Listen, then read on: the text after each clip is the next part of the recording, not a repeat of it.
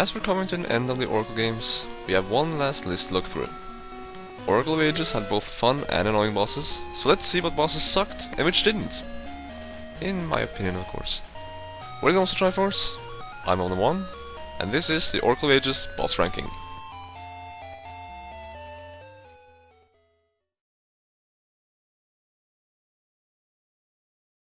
Ugh, I hate this boss. At the bottom, we have Headflaunt. You probably recognize that name from the Mario series. You know, Thwomp. But this one has 4 faces. I'm talking about actual faces here, not 4 different parts of the fight. The way to beat him is to throw a bomb inside of him. But the bomb has a different effect from each face that points towards you, the player, when it lands inside. You see, the head is spinning the whole time. If it lands with the purple face showing, it will pound the ground. If the blue face is showing, it'll shoot out small fireballs, and even larger fireballs when the green face is the one showing. Which means that the only face that must be facing you, in order to do some damage, is the red one. You have to do this 4 times, and the head spins faster and faster and makes it harder and harder to throw it in at the right moment. If it hits during one of the other colors that are showing, you have to wait for him to get done with that thing before you can give it another try. He's so annoying!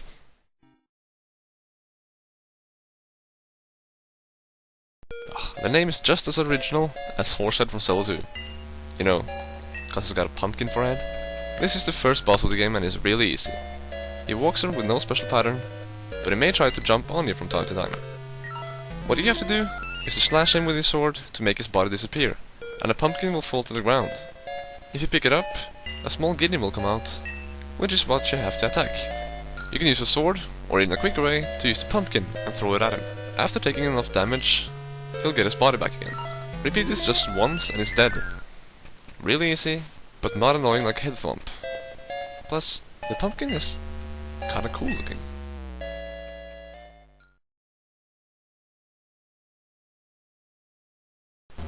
Eyesore is a soaring eyeball with 4 mini soaring eyes around it.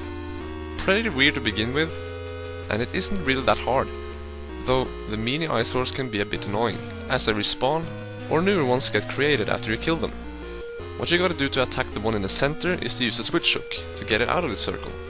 Your sword does the rest. Repeat this, and it's done in less than a minute.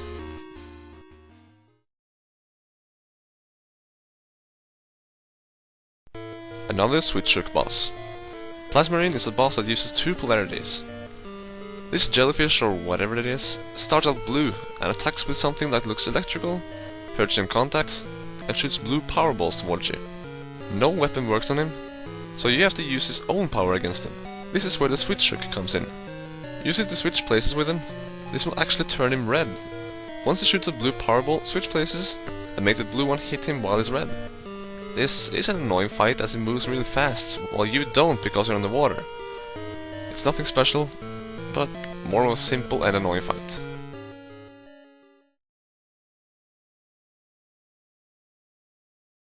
This was quite the puzzle. Smog is like a cloud of smoke, like the name suggests. He splits into at least 2 pieces. These pieces attach themselves to the blocks that appear in the room, and go around them. The thing you have to do is to merge them together again, using the Canos of Maria, to summon another block that makes it possible for them to move over to the other blocks. Once they merge, the big Smog is open for some pain. The puzzle gets bigger and a bit more complicated over the multiple phases of this fight. There's even a reset button in the corner in case you f**k up. It'll cost you a heart, but whatever. It wasn't that fun, but it surely was original. And that's a positive thing.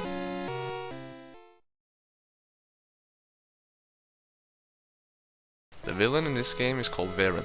We see early in the game that she's able to possess other people's bodies, and she uses this in 2 different fights. This happens about in the middle of the game, and as one part of the final battle. Both of these fights are practically identical, except that she possesses Queen Ambi in the final fight, and they ruin the first one, and that she's got a few helpers on their side in the latter one. The possessed body will teleport behind the pillars that are placed around the room a couple of times before she settles down and starts sending out some power balls. This is your chance to shoot mystery seeds at her, because that's her only weakness, apparently. Her evil spirit will come out of the body, and you have to use the switch hook again to make her vulnerable. Attack her with your sword, and do this again and again till she's done. Not bad of a boss, but there could have been more changes from the first to the second encounter.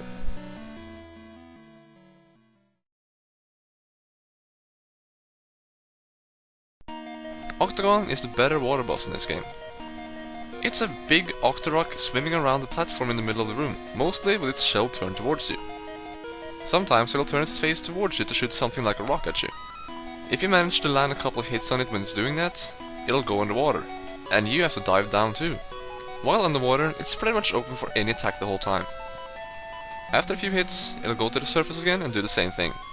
I think it makes good use of both the surface and the underwater part. It's not annoying, it actually works well. But the ways to damage him aren't really creative in any way. But it's still one of my favorite bosses in the game.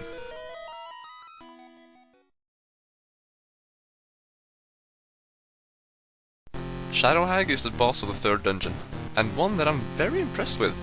She looks cool and puts up a very good fight. First, she splits into 4 shadows that move around on the ground. That'll hurt you if you step on them. At some point, they'll all merge into one, and you will see her eyes looking through, before she releases some butterflies to hinder your attacks. You can kill them, but she will always release new ones. After she summons the butterflies, she'll appear with her whole body somewhere else in the room, where you're not looking, and charge at you.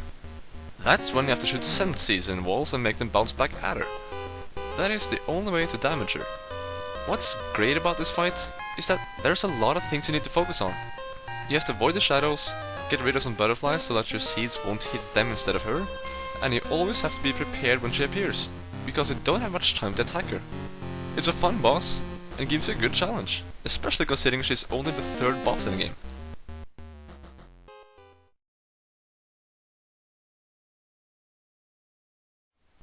The first stage in the final battle against Veran was the possessed Ambi. But in the next stage, she takes on the form of a fairy. Let's just call her Fairy Veran. Fairy Veran summons 4 darklings that act like the Vigoria from A Link to the Past, meaning they sort of mirror your movements, which can be a hinder, but also a gift, cause hearts will drop if you kill them. Fairy Veran will fly around the room and shoot powerballs at you. She is vulnerable to your sword, and it doesn't really take that many hits until this form is defeated. It's a bit easy, but the form she takes on is kinda cool, and you gotta love the dark links that appear.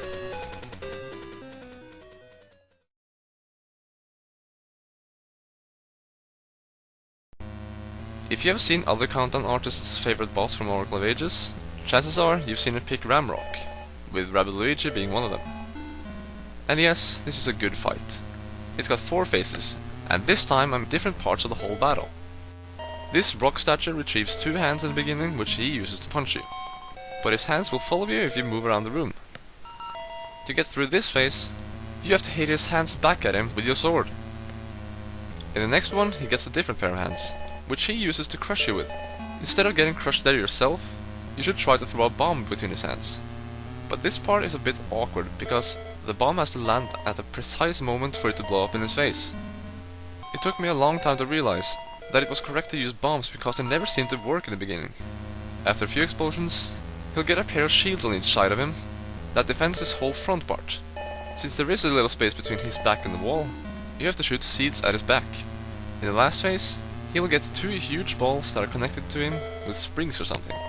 He'll try to hit you with one of them, but after his attempt, the ball will stay where it landed for a while, and you have your chance to pull the other ball far back and let it crash into his face. This is a very good fight too, as there are a lot of different things you have to do with different kinds of items. It's creative and varied, and therefore makes a number 2 spot.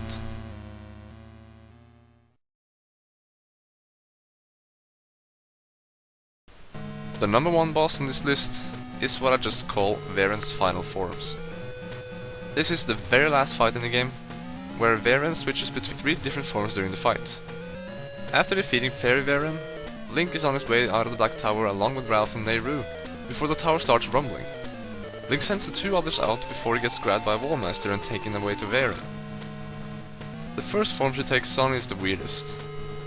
It's some kind of turtle, and she leaps off the ground and tries to pound you. Whenever she hits the ground, a small pond with some dangerous liquid will appear around her. She's only vulnerable when her face is showing. Which form she takes on next is random. The spider form gets stunned by bombs. which is not easy to hit her with as she moves all around the room. While she's stunned, the sword will do the damage. She's also got a dangerous attack using a spider web. She will always go back to the turtle form before going to the next. And that's the form of a bee that flies around the room in the figure 8.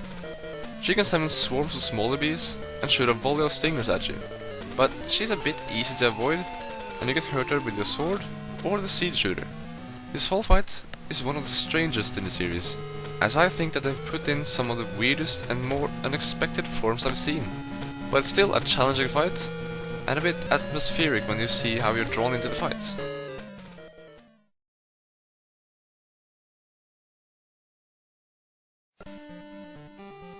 Alright, I defeated Veran and saved Neru and Labrina. Why don't you like this video because of my good deed? Or if you have any other thoughts, leave a comment. But you should definitely subscribe, because for our next videos, we're moving over to the Nintendo GameCube to make lists from one of the most popular Zelda games ever, the Wind Waker. Thanks for watching.